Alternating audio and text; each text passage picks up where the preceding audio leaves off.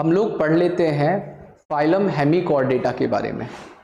देखिए जो टर्म है हेमिकॉर्डेटा, ये अपने आप में ही टर्म अपने आप को एक्सप्लेन कर रहा है।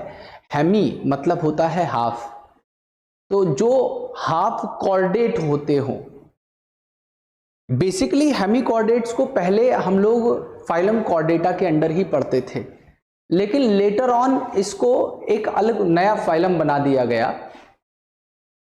उस फाइलम से, कॉर्डेटा के अंदर से इसे निकाल के अलग फाइलम बनाने का रीजन ये था कि इनके पास नोटोकॉर्ड ना होके इनके पास में स्टोमोकॉर्ड नाम की चीज प्रेजेंट है। नोटोकॉर्ड बेसिकली क्या होता है, जितने भी कॉर्डेट्स हैं उन सब के पास एक हॉलो, एक ट्यूबुलर स्ट्रक्चर है जो उनकी डॉर्सल साइड प्रेजेंट होगा, लेकिन उन जो नोटोकॉर्ड है वो आपको मिल रहा है कहां पे, कॉर्डेट्स के अंदर। इनके पास में नोटोकॉर्ड ना होके नोटोकॉर्ड की ही जगह पे एक स्टोमोकॉर्ड प्रेजेंट होती है, तो इसीलिए इन्हें फाइलम कॉर्डेटा से निकाल के नए एक फाइलम में रख दिया गया। मेरी बात आप ध्यान से समझिएगा, मैं यहां पे पहले लिख दे रहा हूं फाइलम हेमिकॉर्डेटा। हेमिकॉर्डेटा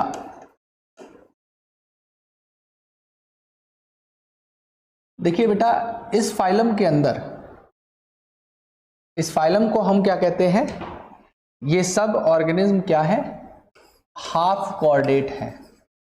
ये सब, हेमी का मतलब है हाफ, तो जो हाफ कॉर्डेट होते हैं उन्हें हम लोग जो है हेमिकॉर्डेटा के अंदर पढ़ते हैं। मैंने बताया आपको इनिशियली इनको कैटेगराइज किया गया था, हेमिकॉर्डेट्स को कैटेगराइज किया गया था under phylum Chordata. Phylum Chordata के अंडर इन्हें कैटेगराइज किया गया था, लेकिन लेटर ऑन इसे अलग एक नया फाइलम बना दिया गया। और रीजन क्या है, रीजन ये है कि these animals have stomochord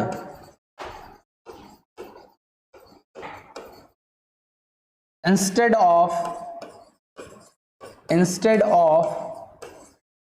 notochord। Notochord ना होके इनके पास में क्या होता है, इनके पास में स्टोमोकॉर्ड प्रेजेंट होती है बेटा। अब इनके हैबिटेट की बात कर लेते हैं। तो मैंने आपको लास्ट क्लासेस में बताया था कि बेटा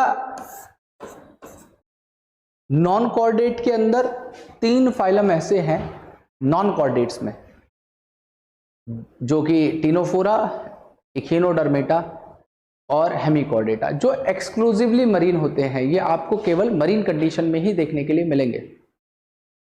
और आगे जब हम लोग पढ़ेंगे कॉर्डेट्स को, तो कॉर्डेट्स के अंदर आपको बेटा यूरोकॉर्डेट और सिफेलोकॉर्डेट, ये दोनों ही क्या मिलते हैं, एक्सक्लूसिवली मरीन मिलेंगे, ठीक है।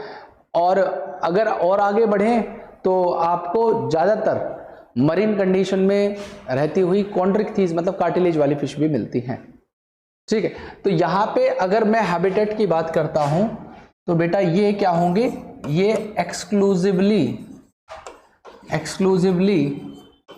मरीन होते हैं, ये एक्सक्लूसिवली मरीन होते हैं।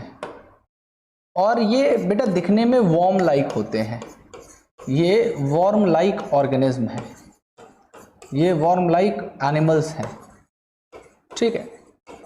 अगर इनके बेसिक जनरल फीचर्स की बात की जाए कि इनके पास में क्या क्या होता है, इनकी लेवल ऑफ ऑर्गेनाइजेशन क्या है, या इनके बेसिकली लेवल ऑफ ऑर्गेनाइजेशन के अलावा इनके पास सिमेट्री क्या होगी, या इनके पास बॉडी प्लान कैसा होगा, तो आइए उसकी भी बात कर लेते हैं।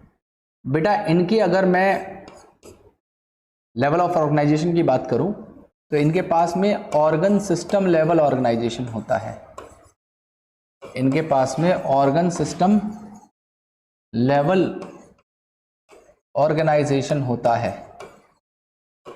दूसरी अगर मैं बात करूं बेटा, तो ये सब ट्रिप्लोब्लास्टिक, तीनों जर्म लेयर लेके रहते हैं, ट्रिप्लोब्लास्टिक होते हैं। इन सब के पास में बेटा tube with in tube plan होता है, tube with in tube plan होता है। ऑर्गन सिस्टम लेवल ऑर्गेनाइजेशन है, ट्रिप्लोब्लास्टिक है, tube with in tube plan इनके पास होता है। और बेटा अगर मैं बात करूं तो ये बाइलेटरल सिमेट्रिकल होंगे, बाइलेटरल सिमेट्रिकल होते हैं। और इनके पास में ओपन सर्कुलेटरी सिस्टम होगा। इनका जो सर्कुलेटरी सिस्टम है बेटा वो ओपन सर्कुलेटरी सिस्टम होता है, ओपन सर्कुलेटरी सिस्टम होता है। बेटा इन ऑर्गेनिज्म को, हेमिकॉर्डेट्स को हम फिल्टर फीडर के नाम से भी जानते हैं।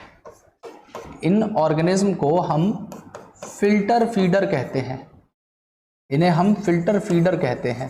फिल्टर फीडर इसलिए कहा जाता है क्योंकि ये बेसिकली मड को खाते हैं और उस मड के अंदर प्रेजेंट जो प्रोटोजोन्स हैं और वहाँ पे प्रेजेंट जो प्लैंकटॉन्स होते हैं, उन प्लैंकटॉन्स को खाके या उस मड से सेपरेट आउट करके ये खा लेते हैं। तो इसीलिए इन्हें फिल्टर फीडर कहा जाता है, इसीलिए इन्हें फिल्टर फीडर भी कहा जाता है बेटा। अब आगे की बात कुछ ऐसी है कि इनके अगर हम स्ट्रक्चर की बात करें तो इनकी बॉडी में 3 हिस्से में मतलब बटी हुई है, जिसमें आपको सबसे आगे वाला जो हिस्सा है उसे हम प्रोबोसिस कहते हैं, ठीक है, जिसे हम प्रोबोसिस कहते हैं। बीच वाले हिस्से को हम कॉलर कहते हैं और सबसे पीछे वाले हिस्से को इनकी बॉडी में ट्रंक कहा जाता है, ठीक है। ये जो प्रोबोसिस वाला रीजन है ये एक फ्रूट होता है, एकॉर्न फ्रूट। ये एकॉर्न शेप का होता है, ये एकॉर्न शेप का होता है। तो या आप कहें तो ये ऑक्स टंग जैसा दिखता है, ठीक है। ये ऑक्स शेप जैसा होता है, सॉरी एकॉर्न शेप होता है और ऑक्स की टंग की शेप जैसा होता है। तो इसीलिए हम इन्हें नाम दे देते हैं, या तो हम इन्हें कह देते हैं एकॉर्न वॉर्म, एकॉर्न वॉर्म, और बेटा हम इन्हें नाम दे देते हैं क्या, टंग वॉर्म। इन्हें हम नाम दे देते हैं टंग वॉर्म, ठीक है जी बेटे। और अगली बात करी जाए तो इनका स्ट्रक्चर कुछ ऐसा देखने के लिए आपको मिलेगा बेटा। इस तरीके से प्रोबोसिस वाला पार्ट होता है एकॉर्न शेप का, इसके नीचे वाला जो पार्ट है ये कॉलर वाला पार्ट है, फिर यहाँ से ट्रंक वाला पार्ट होता है और ट्रंक वाले पार्ट में इस तरीके से आपको जो है टेल देखने के लिए मिलती है। तो ये ऊपर वाला जो रीजन है इसे मैं कह रहा हूँ, इसे हम प्रोबोसिस कहते हैं। बीच वाले हिस्से को मैं कॉलर कह दे रहा हूँ और नीचे वाला जो पार्ट है इसे मैं ट्रंक कह दे रहा हूँ। और यहाँ पे इनके अंदर आपको कुछ हेपेटिक सीकाज भी देखने के लिए मिल सकती है। यहाँ पे इनके अंदर आपको हेपेटिक सीका, ठीक है, हेपेटिक सीका, हेपेटिक सीकाज देखने के लिए मिलती है। उसके अलावा बेटा इनके अगर रिप्रोडक्शन की बात की जाए, इनके अगर रिप्रोडक्शन की बात की जाए तो बेटा ये ज़्यादातर क्या लगभग सभी ये क्या होते हैं, डायोशियस होते हैं, डायोशियस होते हैं। मतलब इनके अंदर आपको सेपरेट सेक्स देखने के लिए मिलता है, इनके अंदर आपको सेपरेट सेक्स देखने के लिए मिलता है, लेकिन ये एक्सटर्नल फर्टिलाइजेशन करते हैं। और बेटा इनके अंदर इनडायरेक्ट डेवलपमेंट होगा, इनके अंदर इनडायरेक्ट डेवलपमेंट होता है, इनके अंदर इनडायरेक्ट डेवलपमेंट होगा। ठीक है जी। और इनके अगर एग्जाम्पल्स की बात करें तो आपके सिलेबस में 2 एग्जाम्पल्स दिए हुए हैं। एक है बेटा बेलेनोग्लॉसस,